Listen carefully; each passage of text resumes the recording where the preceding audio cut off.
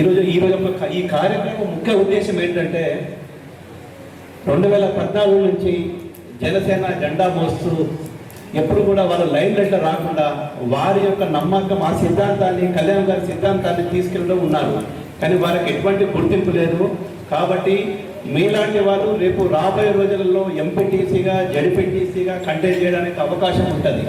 So మీరందరూ మీకు example మీరందరూ ఈరోజు ఈ యొక్క కార్యక్రమంలో ఎంపీటీసీగా పోటీ చేసే వాళ్ళు ఎవరెవరు అనుకుంటారు? చేతులు చెప్పండి. ఎంతమంది అయ్యారు? 1 2 3 4 5 6 7 8 9 10 11 మంది. 11 మంది కదా.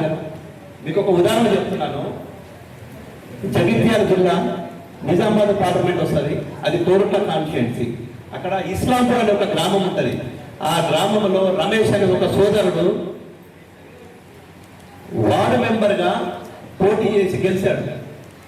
సో నేను అడిగాను, నువ్వు ఎంత ఖర్చు పెట్టావు రమేష్ అని అంటే 4,000 రూపాయలతోటే నేను వార్డు మెంబర్ గెలిచానని చెప్పాడు.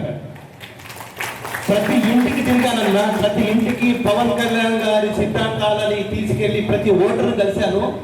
సో నేను ఆ 4,000 రూపాయలతోటి అందులో 2,000 రూపాయల డిపాజిట్ ఉంటుంది. అంటే 2,000 రూపాయల ఖర్చుతోటే తను వార్డు మెంబర్ గెలిచాడు. ఆ విధంగా గెలవడం వల్ల తనని ఉప సర్పంచ్ అయ్యాడు. సో నేనేమంటున్నా అంటే ఈరోజు రాజకీయాలు అందరూ అనుకుంటారు డబ్బులుంటే రాజకీయాలు చేస్తామో, లేదు డబ్బులు ఉంటే ఎంపీటీసీ జడ్పీటీసీ అవసరం లేదు.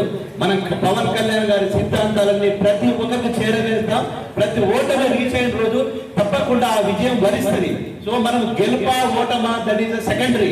ఫస్ట్ మనం పోటీలో ఉండాలి, మన సిద్ధాంతాలను తీసుకెళ్ళిపోతే. ఎందుకంటే బీజేపీ మొత్తం దేశంలో 2 పార్లమెంట్లు గెలిచారు. మొత్తం ఈరోజు ఎన్ని పార్లమెంట్లు ఉన్నాయి? కాబట్టి మనము ఎన్ని గెలుస్తాము, ఓడతామా గెలుస్తామని పక్కన పెట్టి రేపు రాబోయే ఎలక్షన్లలో మనం ప్రతి ఓటర్ని కలిసి మన జనసేన సిద్ధాంతాలని, పవన్ కళ్యాణ్ సిద్ధాంతాలని తీసుకెళ్తే ఆ విజయం మనం వరిస్తుంది. ప్రజలంతా మనం ఆశీర్వదిస్తారని తెలియజేస్తూ, ఇదొక దృష్టిలో పెట్టుకొని రాబోయే రోజులలో మనం ప్రతి ఎలక్షన్లో పోటీ చేయాలని తెలియజేస్తూ ఈ యొక్క అవకాశం ఇచ్చిన ప్రజిత్ గౌడ్కి, సోదరి తనుజ గారికి ధన్యవాదాలు తెలియజేస్తూ ముగిస్తున్నాను.